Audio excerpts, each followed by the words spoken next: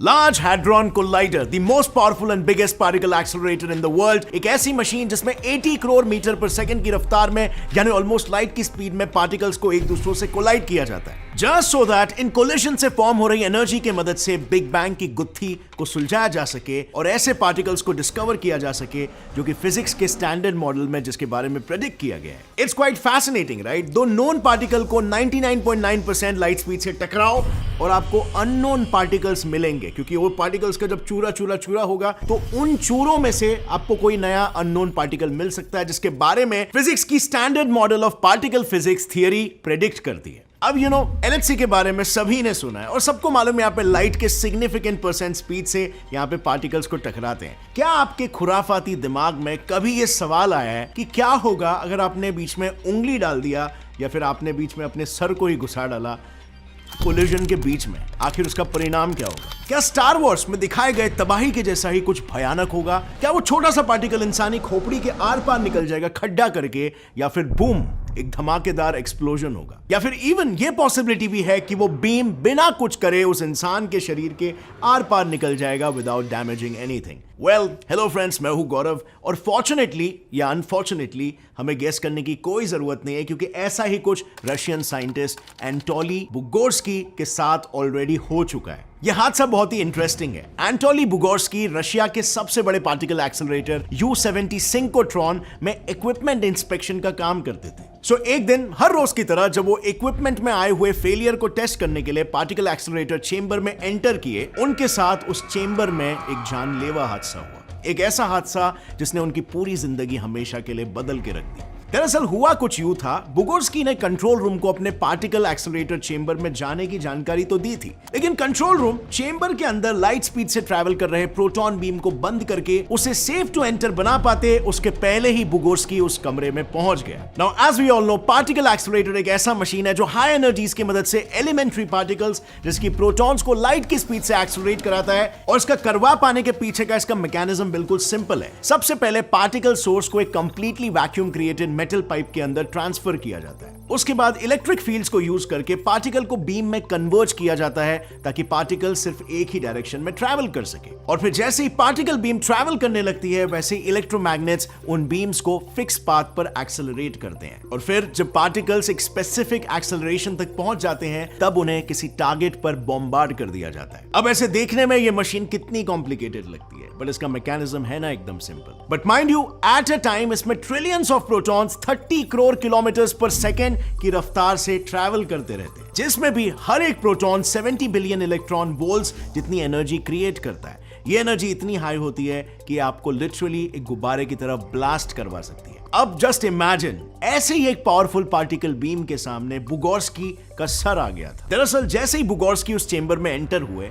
वैसे ही almost light के speed में ट्रैवल कर रही 3 mm की प्रोटॉन बीम उनके सर के पीछे से एकदम आर पार हो गई। Like literally left visual processing area से होते हुए hypothalamus, temporal bone, ear bone, tympanic cavity, jaws और left wing of the nose से आउट निकली। एक सेकंड के लिए उन्हें समझ में ही नहीं आया कि एग्जैक्टली उनके साथ हुआ क्या, पर जैसे ही उनके आंखों के सामने 100 सूरज जितनी रोशनी दिखाई दी, उन्हें अंदाजा लग गया कि उनका sir highly energetic proton beam के बीच आ गया है। अब आई नो आप सब सोच रहे होंगे इस इंसिडेंट ने डेफिनेटली उनकी जान ले ली, बट वियर्डली ऐसा कुछ नहीं हुआ। इनफैक्ट आज भी वो जिंदा है। आप यकीन नहीं करोगे, बीम के स्ट्राइक के बाद वो सही सलामत अपने कैबिन में आके काम करने लग गए। हालांकि उस वक्त उन्हें इस बात का अंदाजा नहीं था उनके साथ जो अभी हुआ है उसका इंपैक्ट लॉन्ग टर्म में काफी दर्दनाक होने वाला था। वेल फ्रेंड्स, जनरली सिर्फ 500 रैड्स ऑफ रेडिएशन को एब्जॉर्ब करने के बाद ही इंसान के हाथ पैर ठंडे पड़ जाते हैं, और बुगोर्स्की ने तो एक ही बार में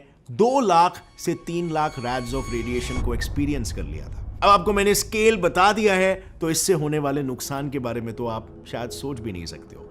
इस रेडिएशन का इफेक्ट का पहला साइन बुगोर्स्की को तब मिला जब वो रात को अपना काम निपटाकर घर गए। घर आते ही बुगोर्स्की का फेस अचानक से स्वेल करने लगा। वो भी इस हद तक कि वो खुद को आईने में पहचान नहीं पा रहे। उसकी इस हालत को देखते हुए उन्हें रातों रात हॉस्पिटलाइज किया गया, लेकिन हॉस्पिटल पहुंचते ही उनकी हालत और भी ज्यादा खराब होती चली गई। उनके सर के जिस हिस्से से पार्टिकल बीम पास हुई थी वो जगह पूरी तरीके से जल गई थी और वहां की स्किन धीरे धीरे करके स्कल से सेपरेट होकर निकलने लगी थी। रेडिएशन की वजह से वहां के बाल झड़ गए थे और ये साफ साफ दिखाई दे रहा था कि बीम कहां कहां तक पेनिट्रेट हुई है, यहां तक कि उस पॉइंट पर एक छोटा सा होल भी बन गया था। और ये सब देखने के बाद डॉक्टर्स ने भी अपने हाथ खड़े कर दिए। उनमें से किसी को इस हाईली एनर्जेटिक रेडिएशन का ट्रीटमेंट नहीं पता था और उन्होंने बेबसी में ये डिक्लेयर कर दिया कि बुगोर्स्की ज्यादा देर तक जी नहीं पाएंगे। But again miraculously he did not die, he survived. लेकिन हाँ, इस हादसे के कई सालों बाद तक रेडिएशन वाली जगह पर उनकी स्किन ठीक से ग्रो नहीं कर रही थी और इंटरनली ब्रेन के उस हिस्से ने भी काम करना बंद कर दिया था, कॉजिंग पार्शियल फेशियल पैरालिसिस। इसकी वजह से उनके एक साइड के कान ने सुनना बंद कर दिया था। But nevertheless he was still alive,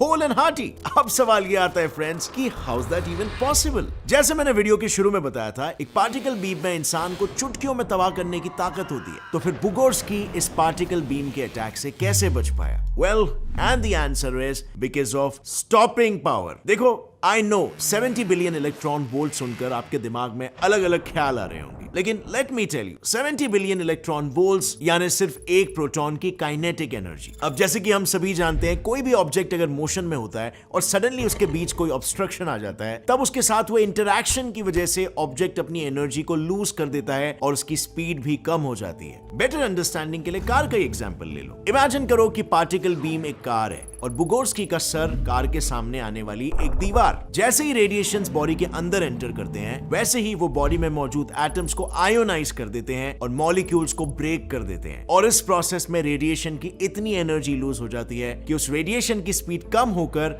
वो इवेंचुअली स्टॉप हो जाती है। और इस तरीके से किसी भी ऑब्जेक्ट की काइनेटिक एनर्जी को लूज करवा के उसे एक ही जगह पर पॉज करा देना is known as stopping power. Nuclear physics में इस पावर को समझना काफी इंपॉर्टेंट है, बिकॉज इसी को यूज करके हार्मफुल रेडिएशन को कंट्रोल में रखा जाता है। Very important. In fact particle accelerator के स्मॉलर वर्जन को कंट्रोल रेडिएशन क्रिएट करके कैंसर ट्रीटमेंट के लिए भी यूज किया जा रहा है। अब जैसे कि मैंने पहले कहा, प्रोटॉन बीम मैटर से ट्रैवल करते वक्त अपनी एनर्जी को लूज करती है और ज्यादातर वक्त प्रोटॉन स्टॉपिंग पॉइंट के पहले ही अपनी पूरी एनर्जी को मैटर में डिपॉजिट कर देते हैं। And this is what nuclear physicists call the Bragg peak. और अगर एक बार साइंटिस्टों को इस ब्रैग पीक के बारे में पता चला, तो बस फिर और क्या, पार्टिकल एक्सेलरेटर को ट्यूमर पर हिट किया जाता है सो दैट उस ट्यूमर पर पार्टिकल्स की एनर्जी डिपॉजिट होके वो पार्ट डिस्ट्रॉय हो जाए। सो अगर कंट्रोल्ड वे में इसकी प्रॉपर्टीज को यूज किया जा सके तो ये बेनिफिट भी दे सकती है। It's not all about destruction, right? अब ये तो था एक रीजन जो कि इन पार्टिकल्स के नेचर को दर्शाता है और शायद बुगोर्स्की के सही सलामत रहने के पीछे इस प्रॉपर्टी का भी हाथ रहा होगा, पर इसका एक और एक रीजन था। बुगोर्स्की के केस में रेडिएशन बिना किसी भी वाइटल पार्ट को हिट किए ही पास हुआ था और इसीलिए उस पर इसका इतना ज्यादा असर नहीं हुआ और जो भी असर उनके ब्रेन टिश्यूज में हुआ वो न्यूरोप्लास्टिसिटी से ठीक हो गया। न्यूरोप्लास्टिसिटी ब्रेन की एक रीवायरिंग कैपेबिलिटी होती है जिसमें डैमेज न्यूरल पाथवेज फिर एक बार फॉर्म होकर रीऑर्गेनाइज हो जाते हैं और ब्रेन ये नॉर्मली नेचुरली खुद ही करता है। लेकिन फ्रेंड्स, जैसे आप देख सकते हो, इस पूरे हादसे में लक का एक बहुत ही इंपॉर्टेंट रोल रहा है। इससे हम बिल्कुल ये नहीं कह सकते कि किसी भी पार्टिकल एक्सेलरेटर को आराम से टच करो और आपकी जान तो बिल्कुल नहीं जाएगी। दुनिया के लार्जेस्ट और most energetic particle collider large hadron collider को ही ले लो। LHC का वर्किंग भी पार्टिकल एक्सेलरेटर जैसा ही सिमिलर है, बस इसमें फर्क इतना है कि एक पाइप के बजाय इसमें दो डिफरेंट पाइप में पार्टिकल्स को एक्सेलरेट किया जाता है और फिर इन एक्सेलरेटेड पार्टिकल्स को एक दूसरे से टकराया जाता है। और जैसे कि मैंने पहले बताया, इस एक पार्टिकल का स्पीड अराउंड 80 करोड़ किलोमीटर्स पर सेकंड होता है और सभी पार्टिकल्स 13 टेरा इलेक्ट्रॉन वोल्ट जितनी एनर्जी प्रोड्यूस करते हैं, यानी U70 सिंक्रोट्रॉन से 200 टाइम्स ज्यादा एनर्जी सिर्फ एक बीम प्रोड्यूस करती है। दैट मींस U70 सिंक्रोट्रॉन की कंपैरिजन में LHC काफी ज्यादा स्ट्रॉन्ग है और अगर गलती से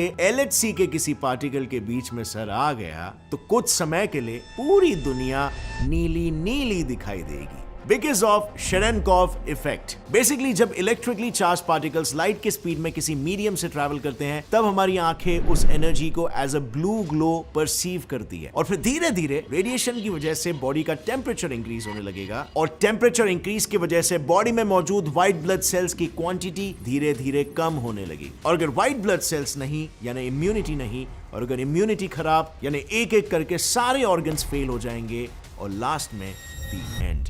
but don't worry, LHC safety study group ने 2003 में LHC safety assessment group LSAG को अपॉइंट किया है और ये ग्रुप सिर्फ और सिर्फ साइंटिस्ट और जनरल पब्लिक की सेफ्टी पर ही फोकस करता है। बट यू नो व्हाट, हमें LHC से डरने की कोई जरूरत नहीं है क्योंकि इससे निकलने वाली हाई एनर्जी इंपैक्ट को हम नेचर में, अर्थ पर, यहां तक कि यूनिवर्स के सेलेस्टियल बॉडीज पर भी देखते आए हैं। लेकिन अभी हमने जो स्टॉपिंग पावर के बारे में बात की तो मेरे दिमाग में एक सवाल आया कि सपोज हमने कई सारे ब्लॉक्स को एक लाइन में खड़ा रखा तो कितने ब्लॉक्स क्रॉस करने के बाद LHC से निकलने वाली पार्टिकल बीम स्टॉप हो जाएगी? आपको क्या लगता है? लिखिए अपना जवाब नीचे कमेंट सेक्शन में। और अगर इस वीडियो को देखने में मजा आया, इससे कुछ भी नया सीखने मिला, एक लाइक जरूर ठोकना। Get Set Fly Science channel को भी सब्सक्राइब कर लो और बेल नोटिफिकेशन दबाओ ताकि आगे आने वाली हमारी कोई भी वीडियो की अपडेट आप मिस ना कर सको।